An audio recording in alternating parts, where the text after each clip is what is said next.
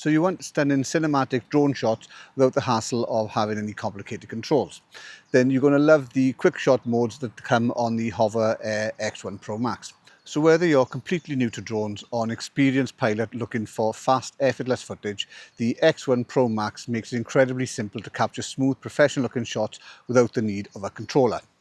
In fact, the simplicity of the HOVER Air X1 ProMax means that with just one tap, you can launch into the intelligent flight modes that will automatically track you, create cinematic movements in seconds. So there's no complicated setup and no flying skills needed, just quick, reliable shots with a minimum of fuss. So in the video, I'm going to show you exactly how the quick shot modes work, how easy they are to use, and why they are perfect for beginners or seasoned creators alike when you want to capture some amazing footage fast.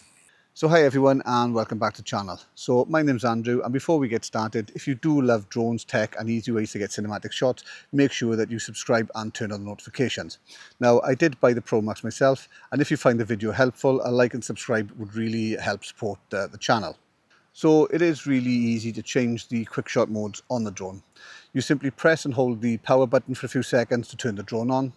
And then once you do that, you just need to cycle through the different flight modes you got using the two buttons on the top. And then this is going to display things like follow, orbit, zoom, bird's eye, hover, whatever quick shot mode they're actually looking for. And then you can go into the actual flight modes themselves just by holding the outer button down for a few seconds, and then that's going to bring up on the screen multiple parameters you got for each shot. And from this then you can go in and change things like the direction of travel, the height, the distance the drone is for you, depending on the quick shot mode that you're going to use. Then once you've done that, you just need to point the camera towards yourself. Again, just press the power or launch button and the drone will automatically take off and start the selected drone shot. Now each mode does have different parameters, so I would suggest that you do check them all to make sure you have dialed in exactly what you need. And this is one of the best things about the HOVER Air X1 ProMax. It is so simple to change the modes. You just use the button, as I said, on the drone itself to scroll through the quick shot modes, pick the one you want, press the launch, and in seconds you're getting smooth cinematic footage with virtually no effort. And in fact, Hover were the first drone manufacturer to use this simple but powerful tool to help you control the drone. Now, I know I said this is going to be done without the controller, and that's true for the most part, but I would suggest that you do connect to the app before you start filming, because there is one mistake that a lot of people do make before they go out with the drone. And the main reason you need to do this is to ensure that you have all the settings consistent for every shooting mode. You don't want some in horizontal, others in vertical, some at 4K 30 frames a second, and others in normal color profile, and yet more at 2.7K. So click through to the settings in the app, pick the resolution, the frame rate, the orientation and the color profile you need, and then choose the apply to all settings. And then the drone will shoot all the quick shots within those settings. And believe it or not, this is the #1 mistake that people make, and it will ruin your whole day shooting. Now, also under the settings in the app, there are some other options that relate to how the quick shot footage is captured. So for example, you may want the drone to film a zoom out in 2 clips, which is out and back, rather than one continuous movement. And to do things like this, you do need to set it up within the app itself. You're also going to have the options for the drone to take a video, a photo, or both a video or photo with some of the moves. And in others, you've got options for setting the length of time that you want the drone to hover. But for the majority of the shots, everything else is actually done on the drone. So first up is the hover mode, and for me, hover is really underrated. It allows you to keep the drone completely static, or it will track you from staying in a fixed position. And it's great for creative framing, like walking in and out of the shot, passing behind objects, or revealing scenery naturally. It also works well for storytelling and shots that suggest movement or travel. So walking below and away from the drone says that you're going on a journey, whereas walking towards the drone and underneath it says that you are returning. Now, alternatively, you can have it following you as you move around, especially if you are carrying out a task within an enclosed area. So it can be used to great effect in the right circumstances, and it's not just about the drone hanging there in the air. Now, the second mode is going to be the bird's eye. And with bird's eye, the drone lifts straight up above you, giving a top-down perspective, and you can choose between different rotational speeds, being off, slow, medium, fast, all depending on what you're actually going for. And then once the drone completes the move, it's going to come back down to you and land as normal.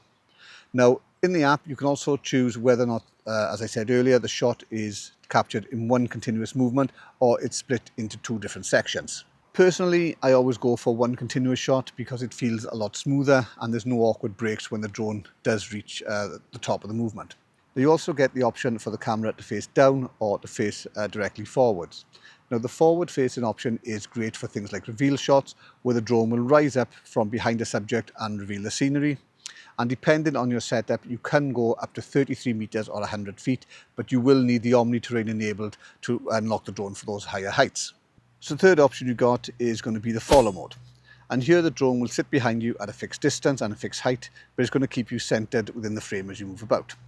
And you've got three different distance options, being close, medium, far, as well as three different height options, being low, flat and high. So my advice is to go for a higher and further distance, because not only does it help stabilize the exposure, but it also reduces the chance of the drone getting too close, especially if you stop suddenly. It also gives the drone more room to react, which is especially useful if you are moving quickly in unpredictable environments. And always just be aware of your surroundings. Things like trees, people, anything that's in the path can still be a risk. Fourth mode we're going to look at is going to be orbit. And this does exactly what you'd expect. The drone is just going to circle around you. And you can set it anywhere from doing a quarter of a turn right up to 3 full revolutions. So a key tip here is don't start directly facing the drone. Start with the drone on the side or behind you, otherwise your drone shot can end awkwardly in the same position as it started. It also means you're not going to get a full usable revolution. So you want to use the 720 or the 1080 degree rotations, and that's going to allow you either 2 or 3 rotations around you, and this means you're going to have more footage to play with in post-production. Also, when you use an orbit, you need to watch your terrain, especially if you do use the low level mode, because even a height difference of maybe 1 foot from the lowest to the highest point of the revolution can cause the drone to stop suddenly, and that means that you're going to be wasting both time and battery life. And finally, you need to keep an eye on lighting. Shooting into the sun will completely blow out your footage. So when you do use this mode, as I said, start from the side, and I tend to use either 13 or 20 feet and flat or high, and that's going to give you the best results using orbit. So the next two modes are going to be the cycling and ski modes. And these modes are designed for more aggressive tracking, especially when you're in groups or faster moving environments. And the drone can detect people underneath it, and using the smart ascend feature, it's automatically going to rise up to avoid any collisions and then drop back down once the path is clear.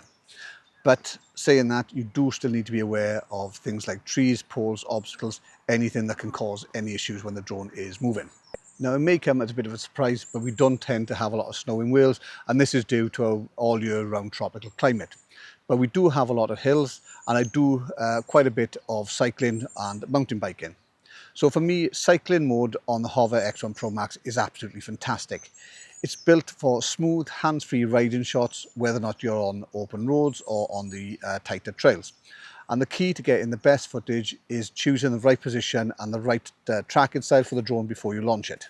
So for most riders, the best position for the drone is back and a mid or far distance and a flat height. And this creates a natural cinematic look because the drone is going to be behind you and it's going to be showing the road or the trail unfolding ahead of you. And on roads, depending on the traffic obviously, or cycle paths, you could use the open area mode. And if you do, this is where the drone flies in the most efficient path, but it still keeps the framing quite smooth. But if you're riding on wooded trails or narrow routes, then you need to switch to the narrow routes mode. And this is going to mirror your movement a lot more closely and help avoid obstacles. And it's going to stay locked onto you. And the Hover do have, as I said, a narrow route setting specifically for tighter environments. Now, I would also tend to shoot in 60 frames a second. So this means that you can slow the footage down for any sort of dramatic events during the ride. You can also use the beacon from Hover for added accuracy. And if you want to know more about the beacon, there's a full video up here just on the cycling modes with the beacon. And personally, for mountain biking, when I'm on a tight trail, this is where the cycling mode really shines. And this is the point where I stop for 2 moments and say, if you are finding it useful, if you could do the like, subscribe, notification bell and the hype, that would be greatly appreciated. It does really help the channel out no end, and it shows the algorithm that I am actually here. So the seventh mode is going to be dolly track, and this is basically the reverse of the follow mode. So as you move forward, the drone is going to be in front of you, and then it's going to keep that fixed distance between you and the drone as you move. So because the drone is trying to anticipate your move, it does mean that if you do make any sudden movements as you're going forward, that could be exaggerated with the drone and it could veer off slightly to the left, right, up or down. Now it does give you 3 different distance levels and 3 different heights for where it's filming you. Unlike the regular follow mode, the further the drone is away from you and the higher up means that you're going to get better overall footage. So it can give you some really nice dynamic shots if you're on the bike, jogging or whatever, and that gives you a unique perspective as opposed to the drone always following you from behind. So the 8th mode then is going to be dolly zoom. Now dolly zoom on the HOVER X1 ProMax is one of the most cinematic features you can use. It creates that classic Hitchcock effect where you stay the same size in the frame while the background dramatically stretches or compresses, and it's going to give you instant tension and depth. Now on the Pro Max, the best results is usually when you're using 4 times zoom with a starting distance of around 6 feet, and especially if you're in landscape mode. Now the space behind the drone is also key to this because it can pull back maybe up to another 18 feet or 6 meters in 4 times mode. So it's not just the actual distance from you to the drone, you need to bear that in mind for the full distance of the quick shot. So when you do use this move, the best positioning for the drone is directly in front of you at either chest or eye level, and that's going to give you the strongest perspective effect. It does work best when you've got static shots because the subject is standing still and you're going to let the background movement do the storytelling. So the drone will move away from you, as I said, while zooming in and keeping you the same size in the frame. And as I also explained, the background is either going to stretch or compress. And it is a really nice effect, but it's one that you do need to use sparingly. Now, it's also worth noting that the final output is limited to 1080p and not 4K.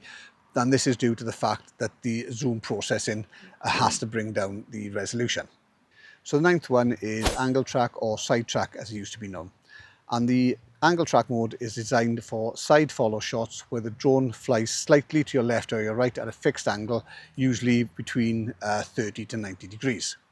So instead of staying directly behind you like follow mode, it keeps you framed from the side, which makes movement look more dramatic and dynamic, especially if you're walking, cycling or skating. And the best way to use angle track is to set the drone slightly ahead and to the side of your direction of travel with a little bit of elevation. So roughly chest height to head height is going to give you a nice clean perspective without any background clutter blocking the shot. You also need to keep your movement quite smooth and steady because again, any sharp turns or sudden speed changes can reduce the accuracy of the tracking. So for positioning, open spaces work best, things like parks, roads or wide trails. You really want to avoid any tight areas where trees or obstacles can block or break the visual tracking. And compared to moves like hover or orbit, angle track is going to be fully dynamic, so it's going to follow you as you move. So while static shots are better for posing or controlled cinematic reveals, tracking shots like angle track are much better for storytelling and motion. So next is going to be the snapshot mode, and this is designed for quick hands-free photographic captures with no setup. So the drone's going to continuously track you, and when you stop for around about 2 seconds, the drone is then going to take a photo or snapshot, as the name suggests. Once you start moving again, it's going to carry on tracking you. You stop again and another photo is going to be taken. Now there is no predefined distance or positioning for the drone, but the ideal setup I found is to place the drone slightly in front of you and above you, maybe 6 to 15 feet distance and 4 to 12 feet in height depending on your environment. So you want to use snapshot when you do have things like a group shot going on. The next one is going to be indoor follow. An indoor follow is designed for smooth, safe tracking inside sort of tight spaces, things like rooms, hallways, staircases, and it works best when you've got a clear path in front of you and you again walk at a steady walking pace. And the drone's automatically going to mirror your movements from behind, keeping you centered within the frame and adjusting the distance and the height for more stable shots. Now, I will be honest, I don't tend to use this a great deal as 99% of my filming is outdoors, but it can be handy if you are going around maybe old castle ruins or anywhere where you want the drone to follow you and you have a tight environment. 12th is going to be zoom out. Now, with the zoom out feature, the drone is going to move away from you to a fixed distance, And you can also have the drone either going flat or rising up into the air. So that's going to give you a shot which is going to open up the landscape and show the viewer exactly where you are. And obviously, if you are using this, you want to do it in low wind conditions, and that's going to give you better results. So you're going to get less wobble from the drone. Also bear in mind any obstacles which may be behind the drone, which could stop the drone for completing the full distance and again ruining your shot. Another thing you could do with the zoom is actually walk towards the drone as it's flying away. So as the drone moves away from you, you go with it, and that's going to give you a nice effect as well. Alternatively, you could walk towards the drone as the drone is coming back towards you, and you go underneath the drone, so the drone's going to pass over the top of you. And again, this is going to give you a nice piece of footage. It also gives you the option to film in either one or two segments, going out and coming back, like the bird's eye mode. But personally for me, I prefer to do this in one continuous movement, as I do find it to be a lot smoother. Now, you can go up to 33 meters or 100 feet away, but you do need to make sure that the omni-terrain is set, otherwise the drone's not going to complete the maneuver. So we're getting towards the end now, and the 13th is a 360-degree spin mode. And it's designed to keep the drone in a fixed position while it rotates smoothly around, capturing a full panoramic view of your surroundings. So the key to getting the best results is to choose a clean open area with minimal obstacles, so the drone has a clear unobstructive spin path. Also, for positioning, you want to place the drone again in front of you and either at chest or eye level before takeoff, and then step back to be centered within the frame.